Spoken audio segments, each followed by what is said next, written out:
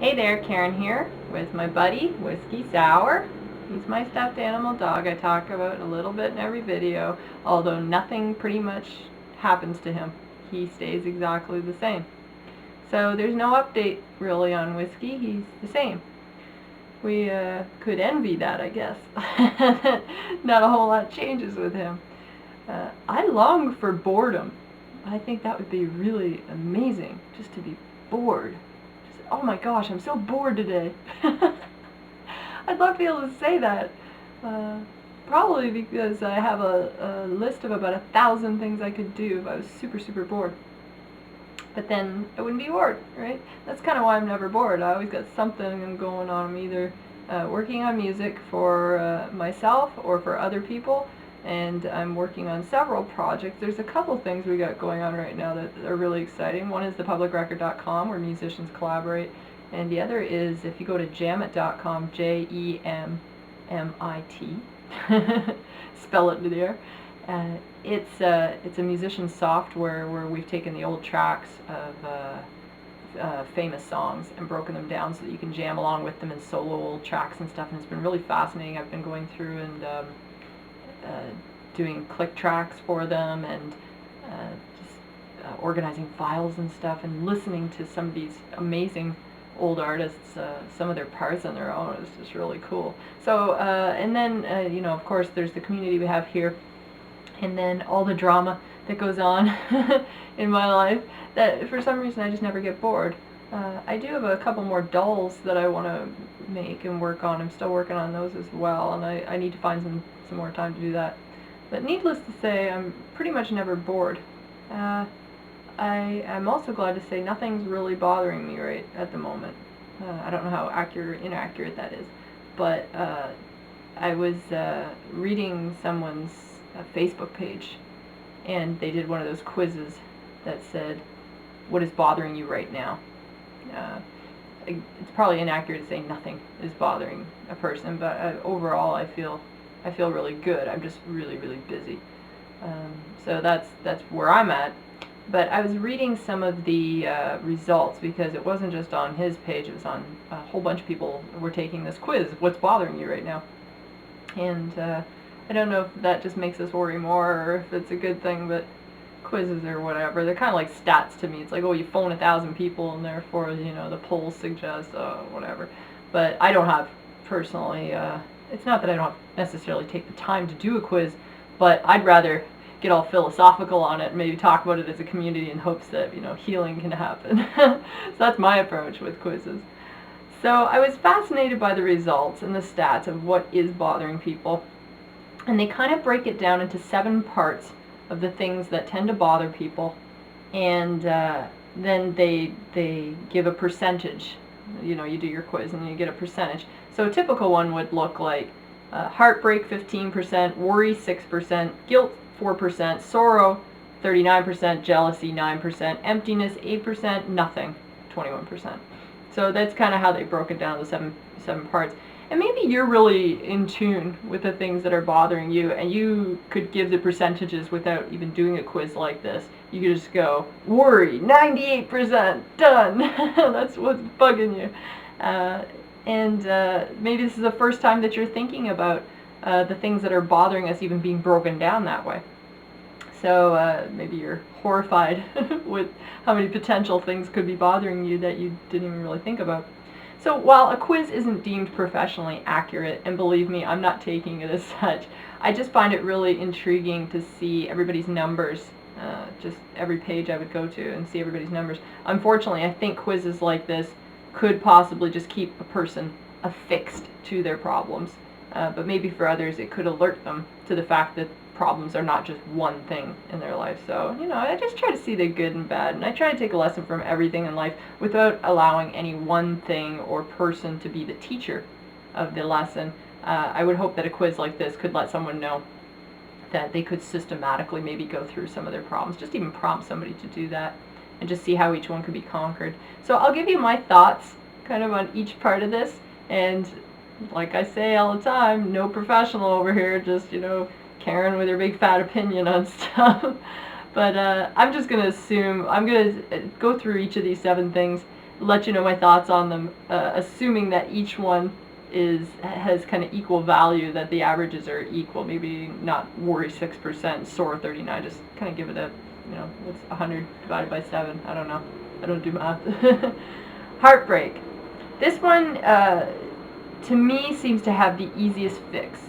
It hurts a lot, but I don't think anyone has ever died of a broken heart. Just all on its own. If you didn't have other things going on in your life, just to simply die of a broken heart, not sure that's actually historically happened. And in between having lots of love songs and having the proper time and friendships to heal, most people can get past it. Understanding that having our hearts broken is not life-threatening, but that can also assist in healing. It just has that brutal sting, like all those 80s metal bands would suggest. Number 2, worry. I consider that worry to be the silent killer. It's I've touched on this one in several blogs, including that one, What Are You Stewing Over? Worry is not only really bad for our insides, just the stomach acid just eating up our insides, but it can be indicative of us wanting to control a situation too much. And when we worry about our loved ones, that seems to be fine, and how they think or what's going on with them, that seems to be okay. But worrying ourselves into that stomach acid has the potential of taking over our emotions in a very obsessive way, where you just cannot think about anything else in your life, so therefore your life is unbalanced because you're just worrying, and I think that's unhealthy. Our spirits can't afford to give away that kind of energy. Just with everything that's going on in the world, we just cannot devote that kind of energy to worry. We just simply can't do it. It's just best to tackle the problems using action. It's like recognizing the problem's there, but then not worrying. Try not to worry about it. It's hard, really, really hard. Guilt, number 3. This is another topic that we have discussed fairly extensively, but I think it's worth bringing up as well.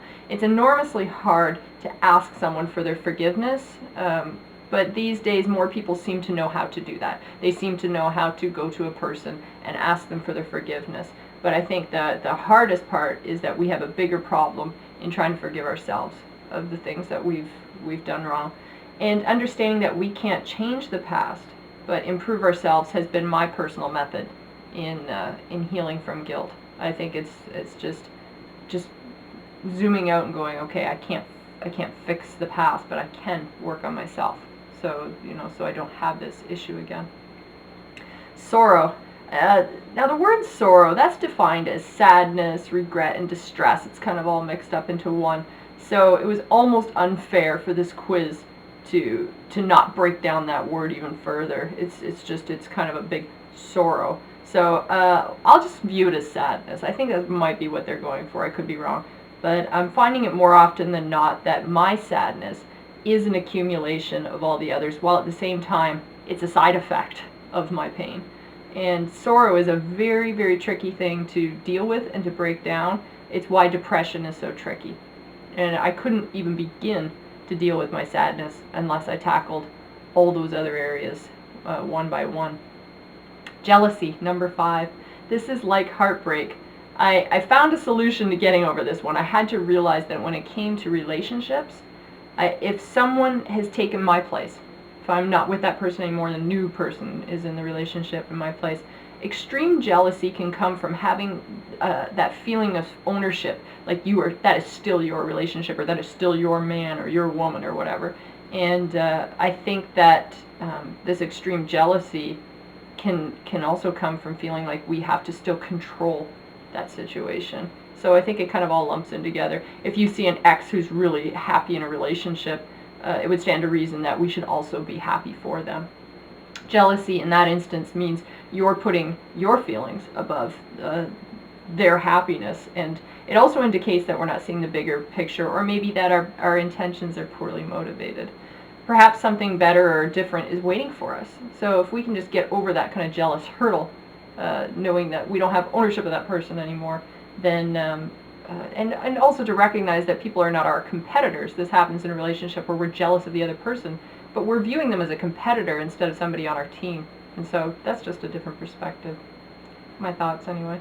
But when it comes to our friends and their possessions, I think jealousy can be really ugly, because when you start attacking people for just their slightest weaknesses.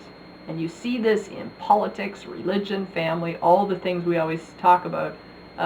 Somebody could be jealous of a situation, and then they'll just find the slightest crack in something and blow it up into this huge thing. And envy is another one that's problematic. So that's a huge topic I could probably cover all on its own. Number 6 is emptiness. My largest error in looking at my own personal emptiness was thinking that it could be fulfilled by another person or another individual. But when I started to just relieve other people of their responsibility to try to make me feel full and feel worthy and good and all those things, as soon as I relieved them of that responsibility, then it freed all of us. It just freed up. And so now I'm starting to look at, okay, well, if I feel empty, it cannot be another person. So that actually just simplifies it. I might not come right to the solution of what's making me empty at that point, but I can at least free other people of their responsibility and making me feel like a whole person. Number 7, when they said nothing, I was mildly confused by that. It's probably inaccurate to think nothing is bothering a person. Just nothing. Well, nothing's bothering me. It's almost something people say in a relationship, and I have no idea why it's part of the quiz. Maybe you could say 21% of people have nothing bothering them right now, right? But what they're trying to do is break up this 100%, which is really confusing, into they're trying to say that 21% of your things that are bothering you right now is nothing. So I'm going to take that as imagination. I'm just going to look at it as saying imagination can go in its place. I'm going to give the benefit of the doubt here and say the quiz is just suggesting 21% of the worry is made up. It's just imaginary. So let's just run with that for fun. Imagining problems that aren't there are so problematic. just is. I believe this is a part of our spirit that we can channel into art. That is the part of the things that are bothering us, as far as breaking this down into 7, the things that are imagined, I think, are the things we can channel into art. Because it clearly means your imagination's on full bore. So it needs to be channeled.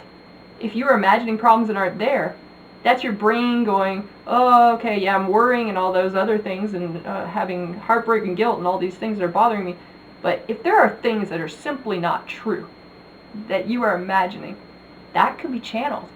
That's the key to good art, is to take those things that our imagination is coming up with and channeling it into something really super cool.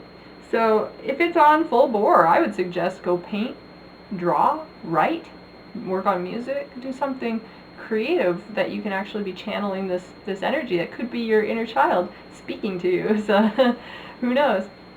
So when I take away all the problems and the things that are bothering me that are imaginary, I don't really have that much to worry about.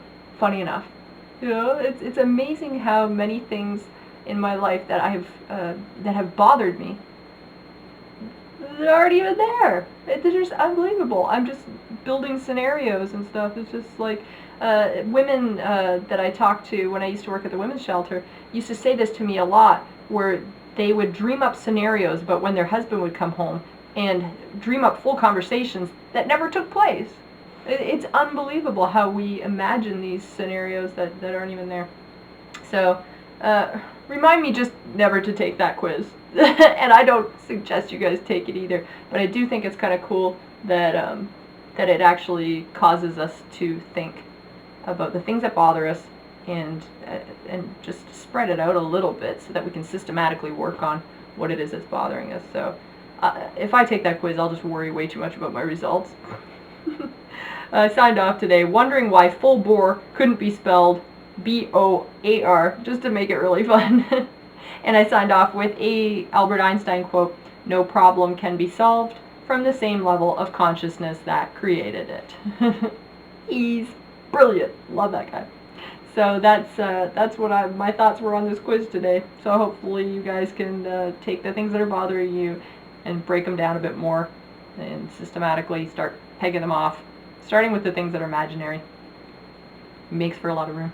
Okay, so until next time, from Whiskey Sour and I, rock on.